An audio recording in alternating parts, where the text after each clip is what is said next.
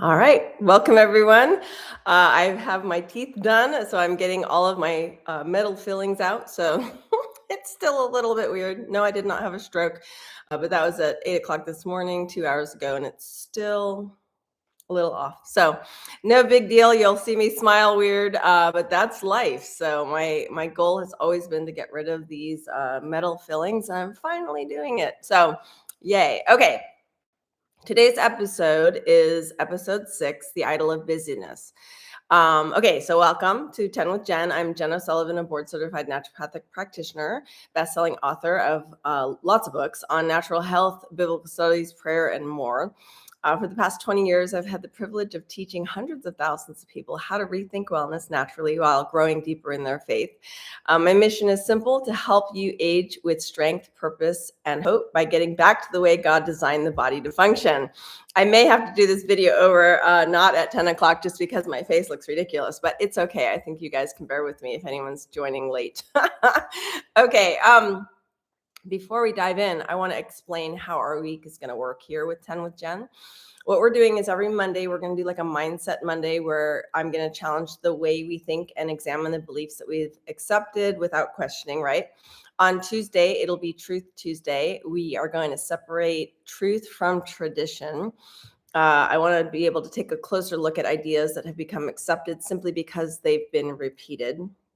As a note on that, like, I went to one dentist and she wanted to do all sorts of things that I didn't want, and I said, no, can I do anything else? She goes, no, that's what we're doing. And I said, no. We'll have a second opinion. So I went to another dentist and he's like, yeah, definitely, we can do exactly what you're asking for.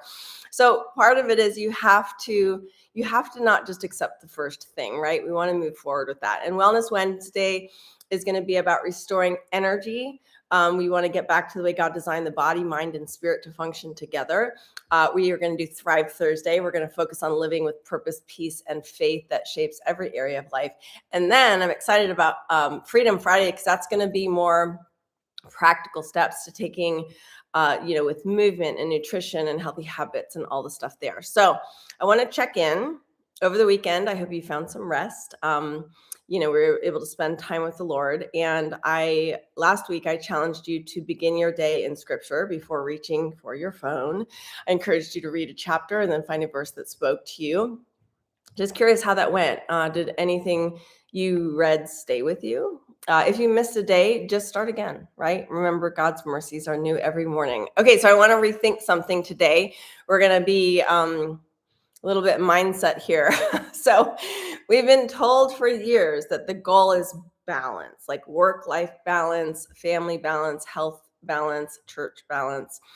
And somehow we're supposed to like juggle every responsibility perfectly while smiling, my crooked smile, smiling our way through it.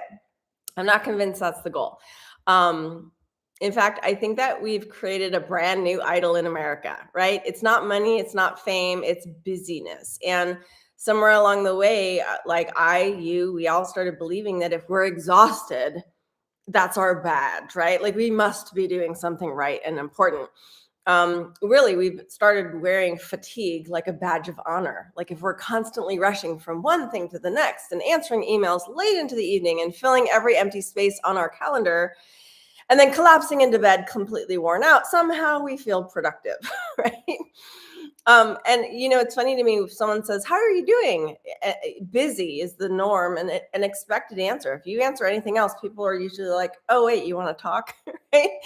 It's almost like it's proof that we're needed, like proof that we're successful. Maybe it's proof that you're making a difference. And honestly, I don't think that that's what God intended. I want you to think about social media for a minute, right?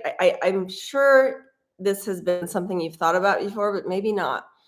Like, one person is posting their perfectly organized pantry. Another is training for a marathon. Another one is homeschooling, with kids that just are sitting there so perfectly happy. Another's growing a successful business. Somebody is making homemade sourdough, right? Another person is showing how they're leading Bible studies all the time. Maybe someone is taking dream vacations and you see them flying all over the world. I mean, I can picture all these feeds in my head. You think about the person who has grandchildren who all appear to be perfectly matched, right? The problem is we see all of those snapshots, and without realizing it, our brain combines them into one perfect but imaginary woman. And then we compare ourselves to her. And the problem is she doesn't exist. Um, we're comparing like our ordinary Tuesday to everyone else's highlight reel. And, you've heard this before, I'm sure, but the comparison is a thief to joy. So no matter like how much we're feeling like we're falling behind, this happens, and then you start hearing advice.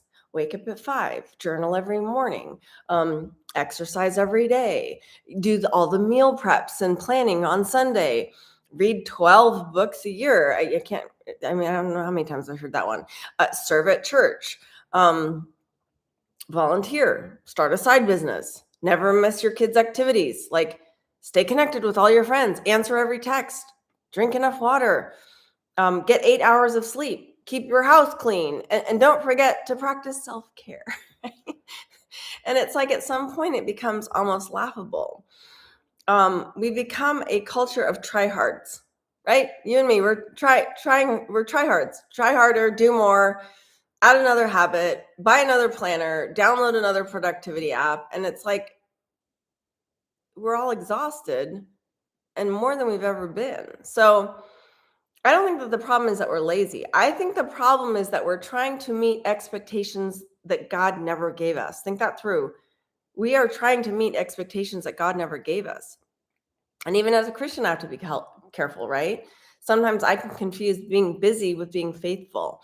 And, we fill every evening with good things.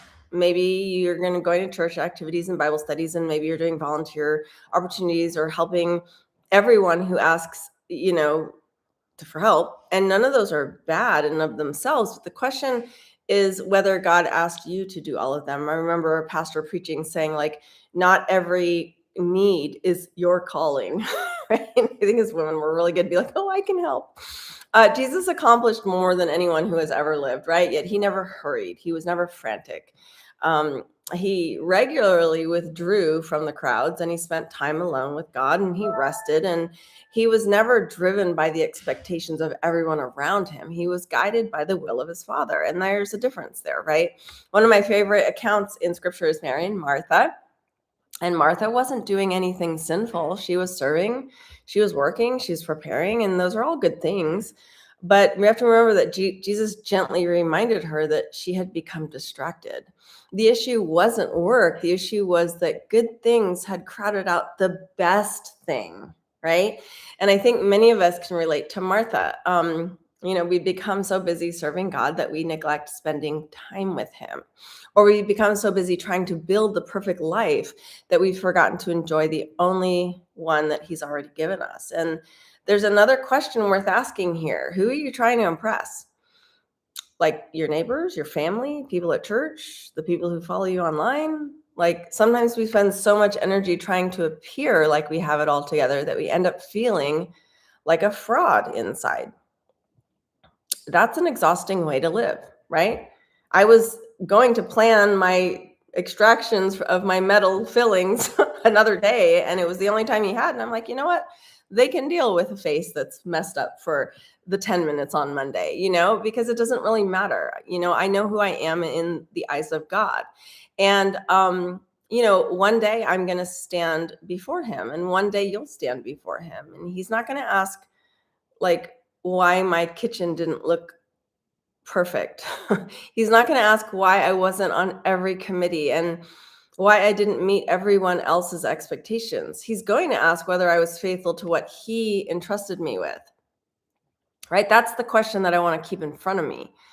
Maybe instead of asking, how do I find balance, we should ask, what has God asked me to be faithful with today? And I think that's a much better question. And that's what I want to help you with, is how do we ask better questions for better outcomes and answers? So now's time for today's reset.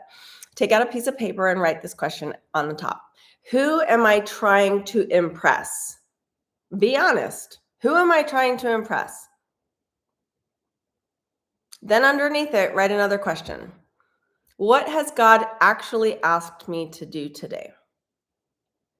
What has God actually asked me to do today? And I want you to compare your answers. You may discover that they're very different. And, that's part of how it goes.